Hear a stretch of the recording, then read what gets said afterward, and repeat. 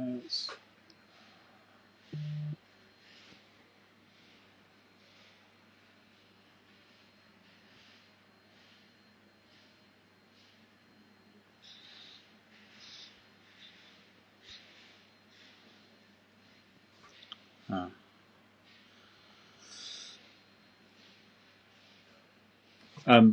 Peter, I think the only account this one's following is your Peter Schuyff studio. If you want to switch to that one, I'm going to invite you there.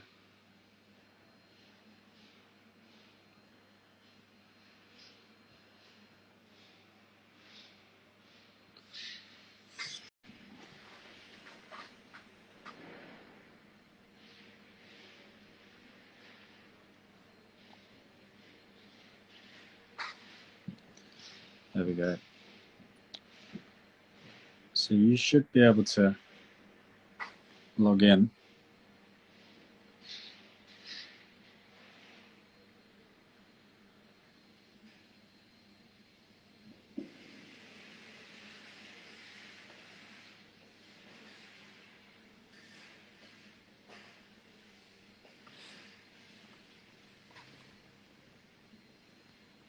Oh, here we go. Let's try this one.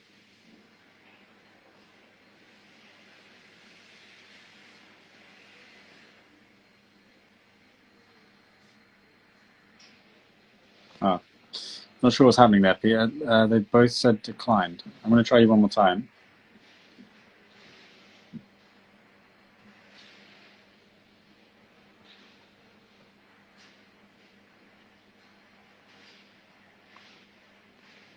Try this one.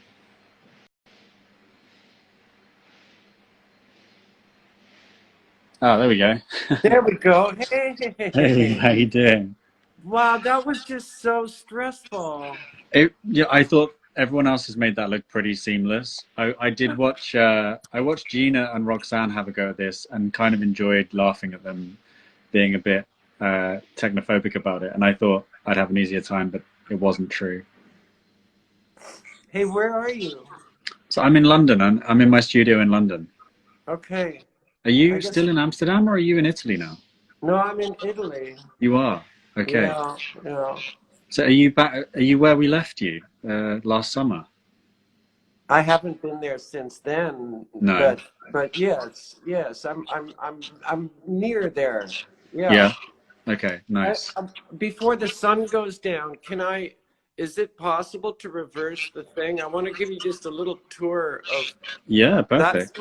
That's the window of my studio. Oh wow. Wow, that's a straight shot to the sea.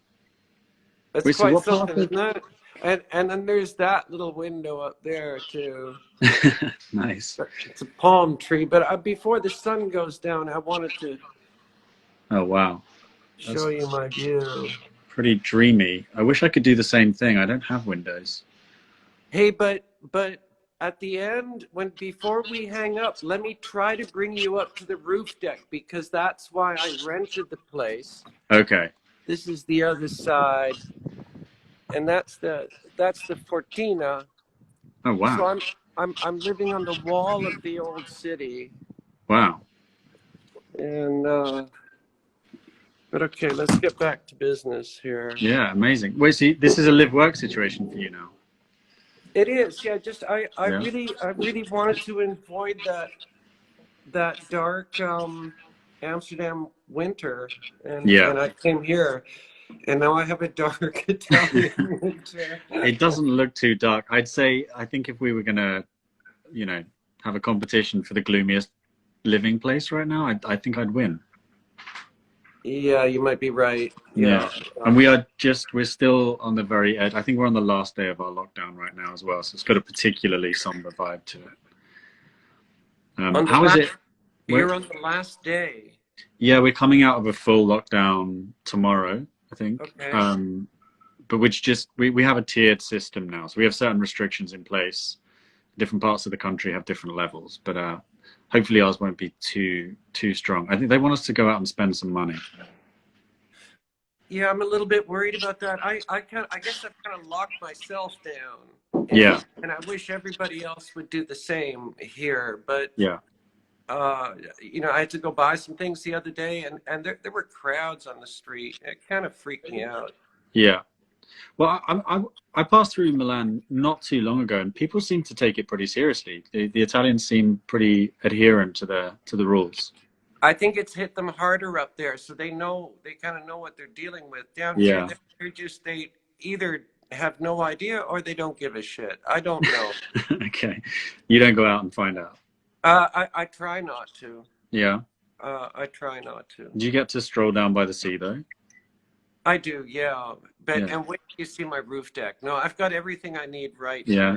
here. Okay, very nice. And is this for the foreseeable? How long are you going to be there? I've rented it for a year. Okay, very nice. Wow. If I had my choice, I would make a trip back to Amsterdam, but I want to make some work here. Especially like I have this, you know, it's a crazy sort of vertical space here. You see, it's got really, really high. See, it's quite small, but yeah, that's where I see. Oh wow, this is perfect. So okay, it's kind of perfect. Tell us about this thing, because I want to talk about your work a little bit. I know, I mean, I've seen you even in the time when we were in Italy. You know, took to massive pieces of paper there. It looks like you're doing quite small work down in Italy. What have you got on the go? These are just kind of color swatches. Yeah. Let me see. This thing is small here. Yeah, these are. I'm testing colors, and nothing is really finished yet. I'm about to start some.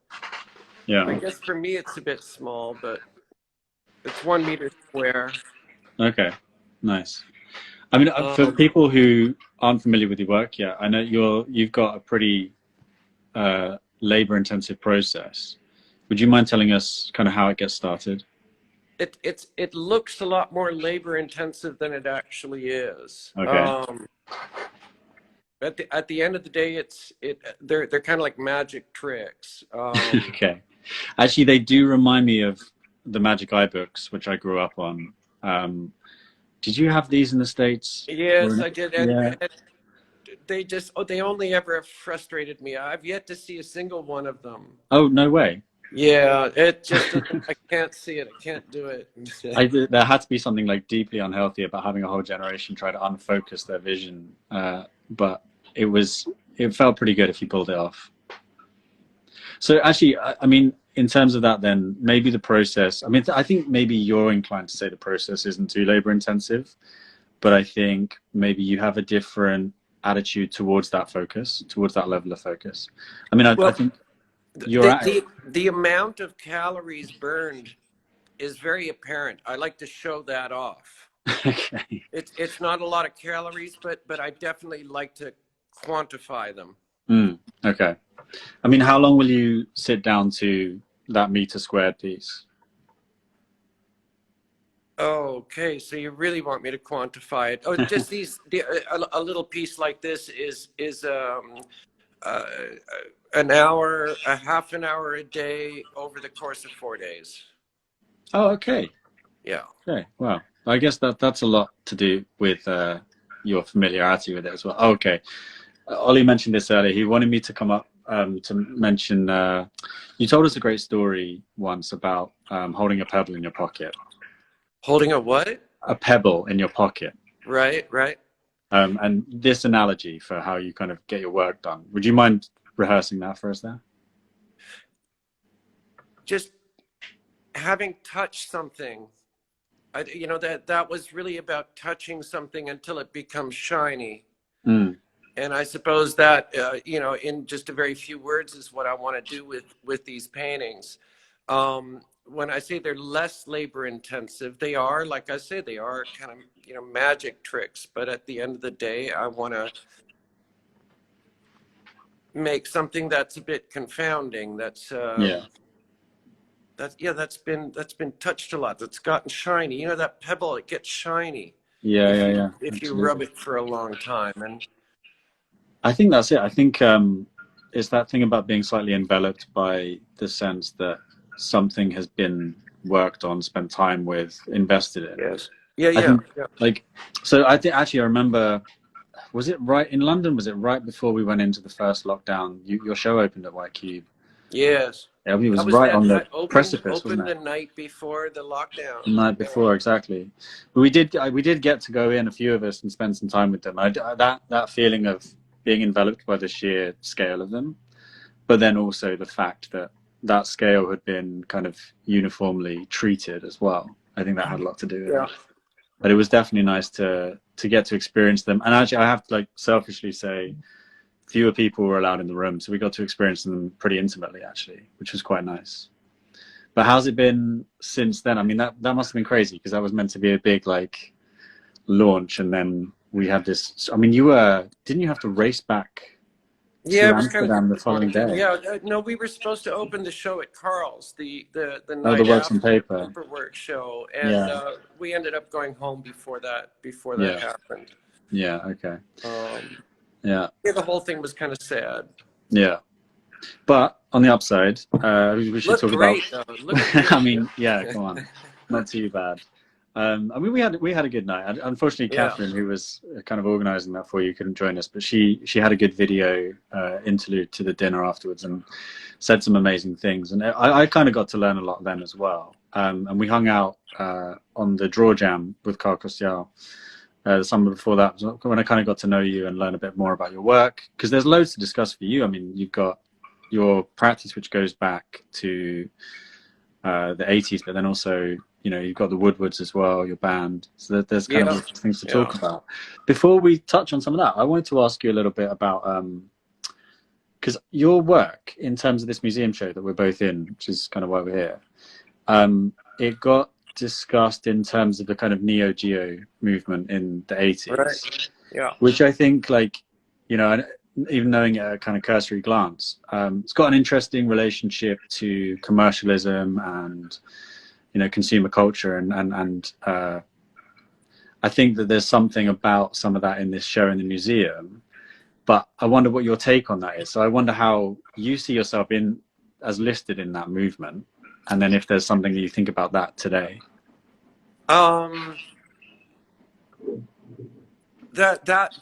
That movement was kind of created by people other than myself. It was not something that I was not a card carrying member of Neo-Geo. Yeah. It was a term that a few critics used to kind of describe exactly what you're talking about, sort of a, you know, a commodity at the end of the day.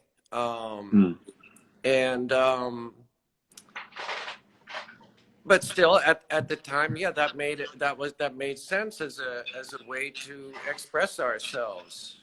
Yeah. Were you happy to be kind of figured in that movement, or was that something that was kind of put upon you?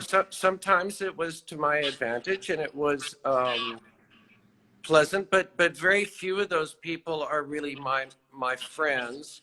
It's only recently that I've really developed a relationship to Peter Halley's work, for example. It was never particularly important for me, and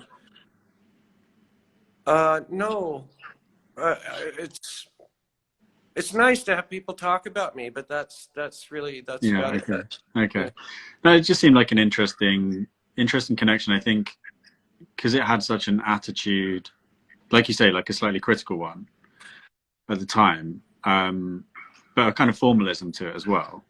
It's kind of interesting thinking about it today, you know, that criticism of kind of commercial things creeping into our lives isn't so ubiquitous now, is it? I mean, if anything, probably everything's upside down.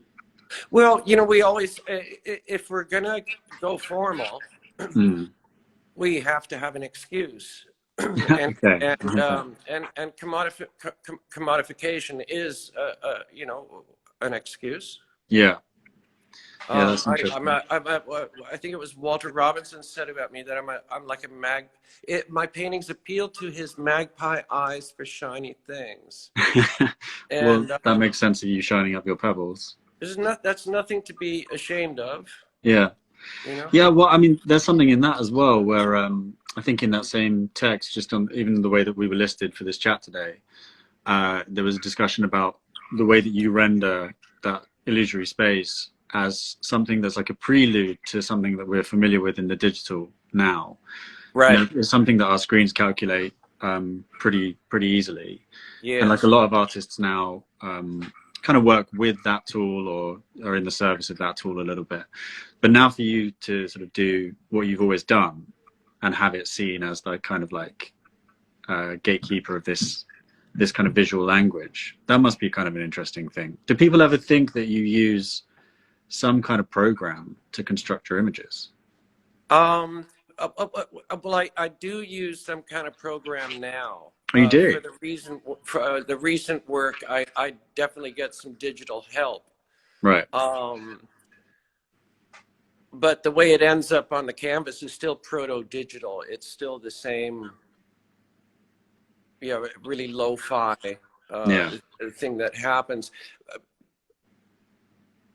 Back in the 80s, people used to ask me all the time, why don't you use a computer and why don't you make work with a computer? And I figured it would defeat the purpose. I've been working on a mural in Bologna for a 33-meter tall building, 33 by 11 meters. Yeah. And using Morandi colors. Okay. And it's the first piece that I've ever made entirely on the computer. Oh, really? Interesting. Yeah. How's that felt for you? Has it felt like a bit of liberation, or? No, not at all. Nothing? No.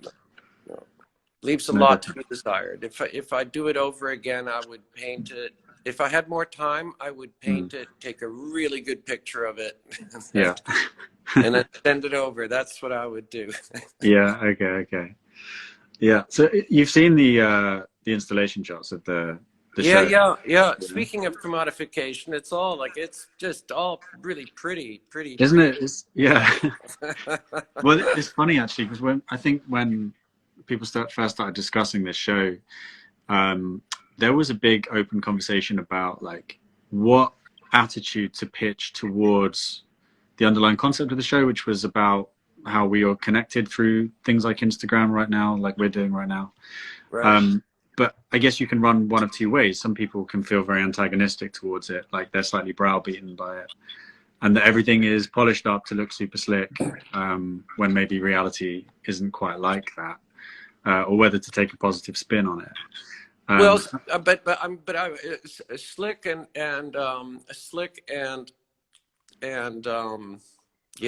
what do you call it?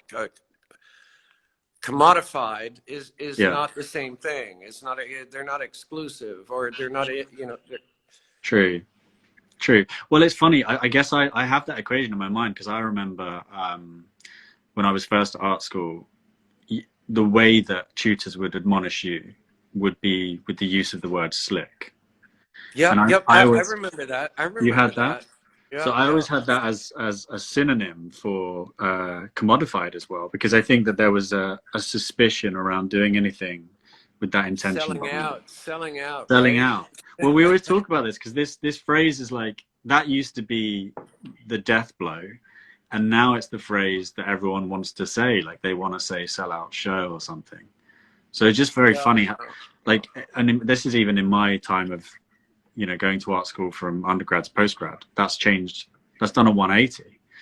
So that's why I kind of wondered about this relationship you have to this consumer culture, at least with Neo-Geo. I think it since that time, it's bounced back and forth a number of times. Okay. That whole dialogue. One thing I wanted to say is the title of this show, Friends of Friends, Friends. That I was thinking this morning that I was actually in a show called Friends of Friends. Oh, no way. Yeah, I have the catalog at home. It's oh wow, well, you'll have to share that with us. It was in the Canary Islands. Really? But there were a number of shows that were called that kind of at that time. Well, when are we talking about? 86 or something. It's the year I was born. Fuck you. I did actually. I think there's one of your paintings in the show, because I was over there for the beginning, like the press days. One of your paintings is from '86. I think the green and yellow one. Yeah. And I did take a picture alongside it in a slightly narcissistic way, but couldn't bear to actually post it because it didn't look very nice for me. But I quite liked that I was standing there alongside your work from '86. Because also, this is something I wanted to ask you about, going back to then as well. All your work has stayed in such amazing condition. And in the time that I've been making stuff and trying to look after it and hang on to it. Oh, that's not really true, actually. Oh, really? Yeah. No, I've noticed all sorts of blemishes and just things they picked up along the way. Yeah. But no, like, I don't think I was entirely smart about making them. I think if I'd known what would go wrong in some of them, I would have done it differently. I think when I started painting with oil paint, I think they stand up much better. Oh, so hey, what? I just want to show you these lights for a second here. Yeah. Look at that. They turned on they just turned on. Very nice. Very nice. That's a very gentle nod towards the festive season. Do you want to show us your roof before it gets too dark? Yeah, 420. Yeah, but we might get cut off. That's what okay. We'll do it to right at the end. But yeah, anyway, so you'll have to tell us, you'll have to like post on Instagram the catalog from your friend's show. I think it's kind of interesting that title is kind of resurging. I think there's been a couple of other shows around that have had this spirit of finding a way to like pull people together for an exhibition. I guess there's a funny thing, like there's a fine line of it feeling like it's a funny thing about the art world where there's a network thing and friends work with their friends, and sometimes people could be quite cynical about that. Sometimes it's a genuinely productive and fruitful kind of like set of relationships. I think it's always fruitful. It's always fruitful. I guess it depends on what you expect from it. Do you know what I mean? Yeah, completely. Well, I think it's a public-private difference thing. Like one-on-one with a bunch of other artists, you're talking fairly innocently and directly, and you're just trying to figure stuff out, trying to survive a lot of the time. And then I think when something's given a platform, it takes on a status that is like slightly divorced from its origins. Well, you know, if I were to curate my dream show, there's a couple of artists that I'd put in it. And I want to say that I'd put them in the show even if they were strangers, but they're close friends. Yeah, okay. Oh, I think that's a really nice account of this too. It's like the familiarity you can have with other people just through their work. Yeah. At least that you think, okay, I'm not talking about the familiarity. I'm talking about the work. I'm talking about the, like, I think even if they were strangers, I'd go, wow, that would look really good if we did the show. Yeah. We'll have to, I don't know, have you curated a show before? Have you ever done that? Not really. No. No, no, not really. No. Ollie and Annika are asking me to show my studio. Let's have a look. I'll have a quick look, but I'll say it's not terribly exciting because I've gone and organized things recently. So it's mostly shelving. Wow. That's not super exciting. I've got my 3D printer here. This is a wall of drawings for. Let me see the 3D stuff again. These things. You got a whole bunch of them. Yeah, well, they can only split out kind of small parts. So I got to, you know, they're not huge, these things, like, you know, in relation to my hand there. So they'll throw out bits and pieces, and then I'll take them in bit parts and put them together. And I'm making molds out of those, but I'm making things kind of like along these designs that will eventually turn into things. And then actually the rest of my studio does get a bit bigger. I will just show you guys quickly, because this is kind of a fun project. We built this whole thing, which is a gallery attached to a lot of studios in a warehouse in southeast London. So there's a few things here. Oh, this is something I'm working on at the moment. There's some offices. This is going to be a workshop, I think. This is my little spray booth at the moment.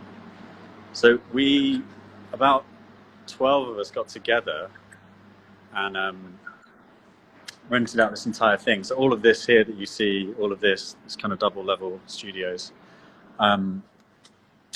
it was just a big abandoned warehouse. We spent the best part of 3 or 4 months building it from scratch. So actually, this is kind of relevant to like why we're here.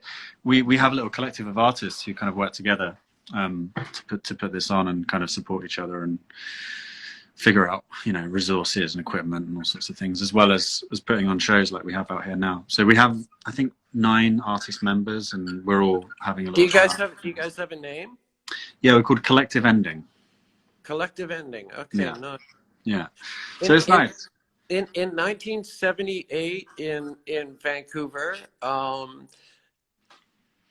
when you were showing the place, it reminded me of Pumps, although Pumps was a really lo-fi version of that in Vancouver on Powell Street. A collective of about 9 artists that had a gallery and studios. Okay. They all lived there as well, and they fought like cats and dogs. They did. Really? I think mercifully, like, it's all a bit more peaceful than that. I think if we lived right on top of each other, we'd start to see the ugly side of each other quite fast. But it's pretty collegiate otherwise. But no, it's kind of important in London at the moment. It's been strange in the lockdown, but it's pretty hard. I mean, this explains why you are where you are. It's pretty hard to get a good working environment in the middle of the city. And like, so in my practice, I do various things. I do paint and draw, but I build quite big installations and use a lot of different materials. And it's not always easy to find somewhere that will let you do everything you need to do kind of freely. So when we got this and found it together and we kind of built it together, we could decide what it would be, you know, as we go. It's quite nice. Yeah, it looks great, Harrison. It looks wonderful. Yeah, it's been a lot of work, but it's a nice group of people. It's going well. So I think we're close to kind of wrapping up here. Shall I try to take you upstairs? Sure. While you're going on your way up, Annika's asking me about these drawings. I'm just going to quickly zoom in on one. Let's have a look. Yeah. Explain. So, I mean, the bulk of these drawings and things was kind of just ideas for kind of sculptural forms and situations that I might one day be able to build. I was doing these in lockdown whilst I couldn't get in the studio. And then this actually is where I started to, you know, render them as paintings instead, because I just couldn't get all the way there. And that became quite a nice thing to do. Hey, Harrison, that silver metal piece that's in the show, are the ends of that piece modeled after anything? A few things, yeah. I mean, the whole thing is actually modeled largely from a piece of my brain. I had a brain scan where I had all the kind of digital information to look at. But then in the way that I kind of sculpted it and rendered it, I was looking at quite a few things, kind of medical implements, but also like even like sex toys and car parts, all sorts of things. I kind of wanted to reduce it down to be something in the middle of all of that. Right. At first, I saw horses' hooves. Oh, really? Yeah, sort of a hoof shape. It's beautiful, that thing. I'm taking you upstairs now.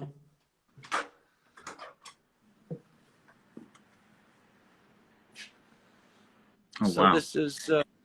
is this a private balcony? This is mine, yes. Wow. And I still have breakfast up here every morning. That's Barry there. Oh, right. Okay. So you're not far. And I have a full-on kitchen back here too. I have a full-on kitchen. I even have a deep fryer. That's ridiculous. Yeah, that's pretty enviable. I made watercolors on this table since beginning of August. Or was it the beginning of September? No, I forget. Anyway, I think beginning of September, maybe. Close, yeah.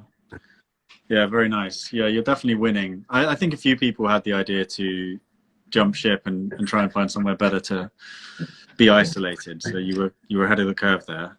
You know what? I'm really fucking homesick, man. Oh yeah? I'm really homesick. I am. So it's weird. It's weird. Just yeah. You know, it's weird. Yeah, not speaking the language. Yeah. Is that how necessary is that where you are? I'm sorry? How necessary is that where you are? the language? Well, a little bit if you want to talk to anybody. Yeah, there's not much because you know you go to Milan, you can rely a certain amount on English, right? But yeah, that's not happening. All right. Hey, oh, there's Samantha. Wow, all these people. I haven't been paying attention to the.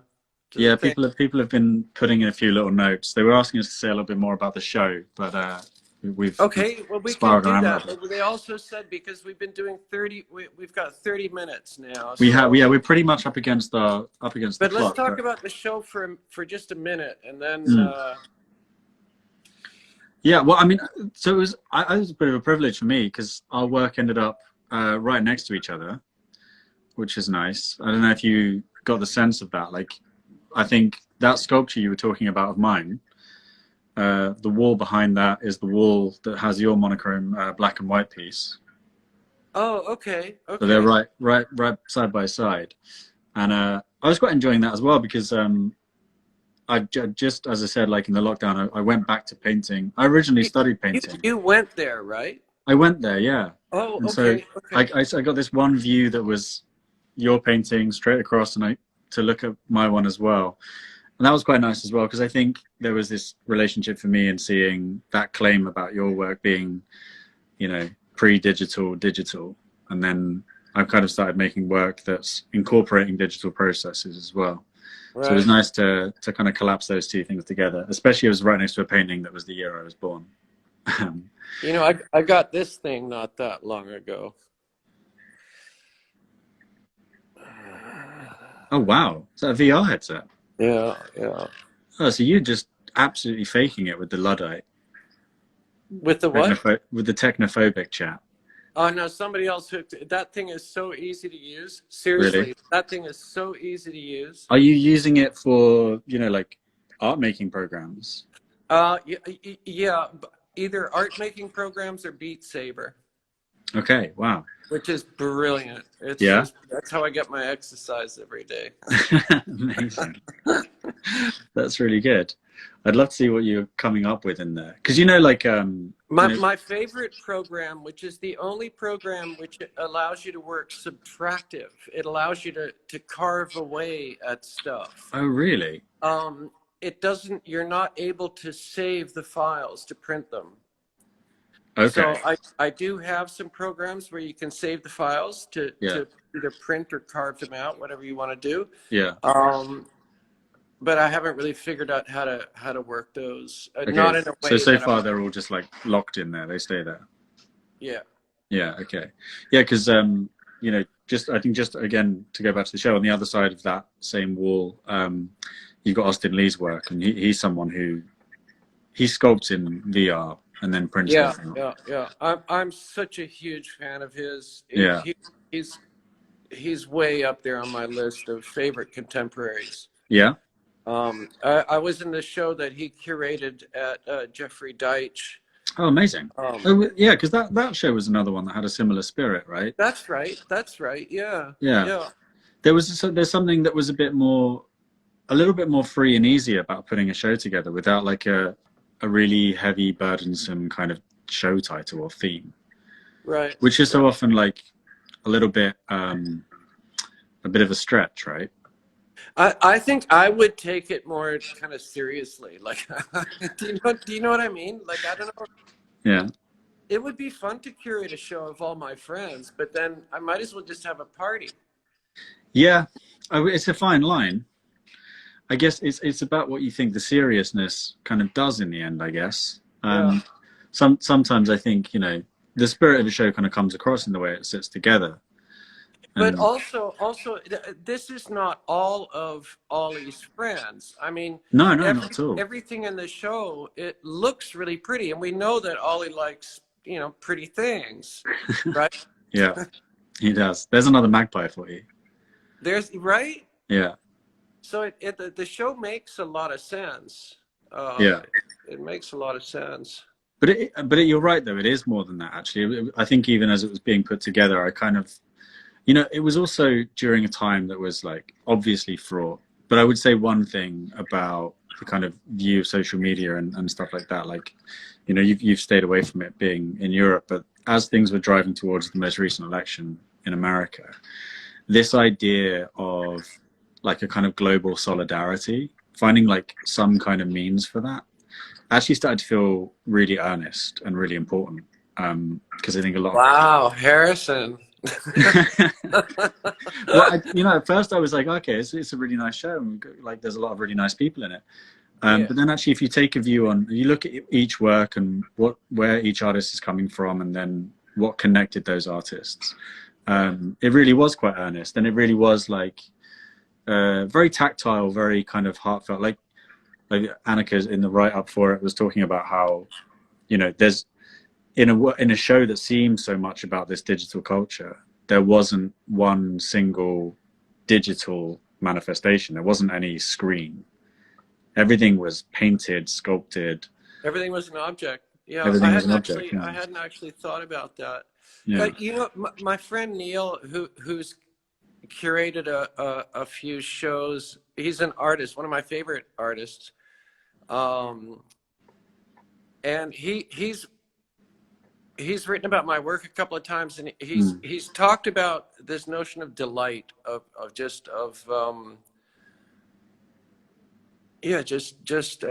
are the words he used?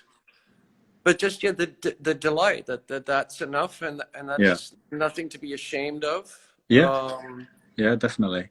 And it's very profound, even if you want to see it that way. But I guess sometimes in academia, especially, it gets a bad name. The idea of delight. Of delight, yeah. Yeah, I was listening to a podcast yesterday where the narrator referred to, I think it was a Graham Greene quote, about the commitment that we have to the idea of our misery. That like it feels like a betrayal of it, that we all too often, I think it was about, you know, the idea of but that also is profound. You know, that also is an excuse to make beautiful poems. Absolutely. Right? Yeah, but then it's a kind of a romantic hangover for artists that they kind of, you know, suppress themselves with a little bit sometimes too. You're gonna get a hangover either way, man. True. Either way, you're gonna get a hangover. Yeah, hard to avoid. For sure. Hey, we've been going on for a long time. Maybe we're a little bit over. We should wrap up. But anyway, it's really nice to see you. It's nice to see that you're likewise. so I'm well really glad this worked technically and that all these people joined. Yeah, we've had a few people passing through. Yeah, that's good. Do you see them leave as well as come?